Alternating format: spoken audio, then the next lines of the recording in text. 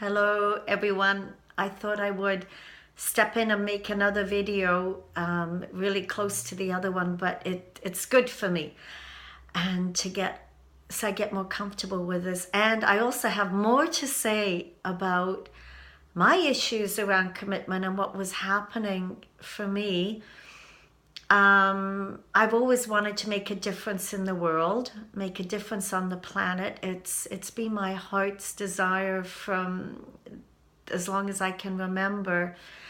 But then there's a part of me also that really needs to stay safe, and so I've always struggled with a conflict there. And so what I started doing much later in life is actually now, because I have choices now. I have choices. In the earlier years, I was raising 6 children, and in a of course in a marriage and so on and so on. So there aren't choices. I didn't feel I had choices, but now I have a lot more choices. My children are adult. They've left home, and so a part of me, I want, as I said, I want to step out and make a difference in the world. I want to have my voice. I have learned and grown a lot. I have a lot of wisdom to share, really, from all the mistakes I've made. And I want to speak and share. But on the other hand, like so many people, so many of us, and many of us come from trauma, it also doesn't feel safe to do that. And I just want to stay, I want to hide, and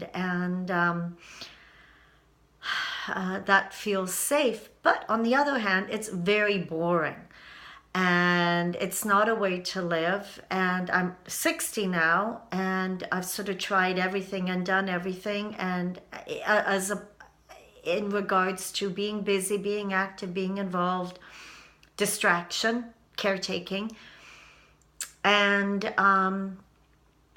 also the other thing is that I'm really tired of my old habits and patterns. I can feel some feelings here, but my very toxic relationship with myself, and there's a part of me that's getting healthier that doesn't want to abuse myself that way anymore. I don't want to should myself or make myself do things that I don't have to do. And 4 years ago, I graduated with a certificate in counseling. But I realized I don't want to become a counselor and have a practice. Well, I do, but I don't. It doesn't feel like fun.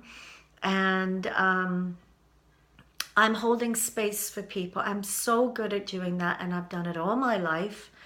And I also want to have my voice. I want to share, and I want to get to know who I am, as opposed to keeping people safe and doing the right thing and shoulds.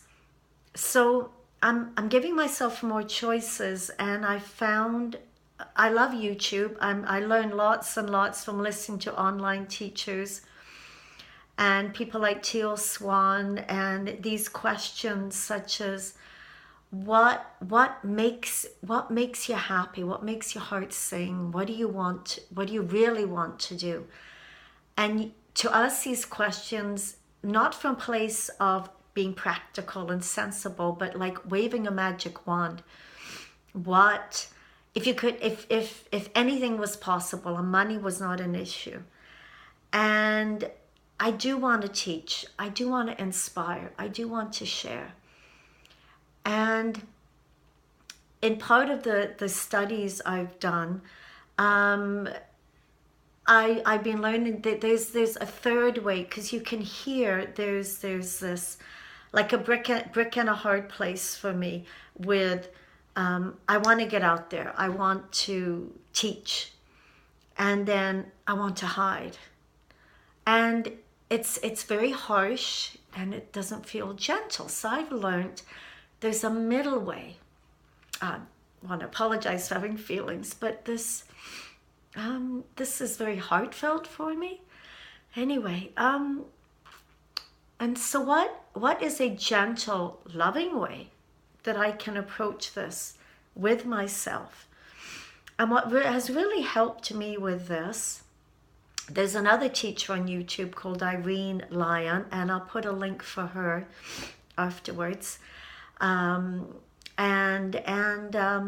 what she specializes in is somatic experiencing work, somatic touch, Feldenkraisian work, and also her own wisdom. And it's really about connecting physiologically with the body, as opposed to the psychoanalytical, understanding my feelings, being in the mind, but this is in the body, so it's simply the sensations. And what I have discovered is how much fear and terror I actually have in my body. I have not lived really in my body. I've lived very disassociated. There's a lot of trauma in my body from childhood sexual abuse. So the body has not been a safe place. But the whole point, I feel, is we are given bodies. We are spirits in bodies. And it is to be embodied this lifetime, to bring our body with us and to be in relationship with our bodies. Our body has a huge amount of wisdom. So I've been learning this and learning this from a body place, centered place, an inside out place, as opposed to outside in place. There's a big difference. And as I bring all of me and I make decisions from all of me, not parts of me that I've abandoned. I'll talk more about that later. There's many interesting aspects to this work. So what supports me in the moment and what feels safe? And then my younger scared selves can relax more when they realize I've got their back and I'm not just punishing them and expecting them to step up and behave and do the right thing, but what feels right in the moment. And I really do want to teach and share from this more vulnerable, playful place where I can be me as well. And so then out of that came this YouTube, doing the videos here. And of course I can stop, I can delete, I can edit. There's so many choices I have. No one is telling me to do this. Anyway, so let me simply check with the few notes I've had here. So I guess I want to end with this is about me. Instead of treating my body as the enemy, it's about, as I said earlier, being in relationship with my body. And I also have to go very, very slowly with this, and be gentle. And also remember that I have choices and that we can do this in a fun, playful way. And when we start, this is a big key that I was losing, but I'm getting back now. Our passion, our joy, our passion. And when we hook into our passion, then it's like nothing can stop us. And I get very moved with that because it's so exciting when we're in our passion. And yes, we have our fears, but it's okay. We can be gentle and loving, but we also want to step out and live. Anyway, I'll be doing more of these, of many different topics, and thank you very much. Okay, bye-bye.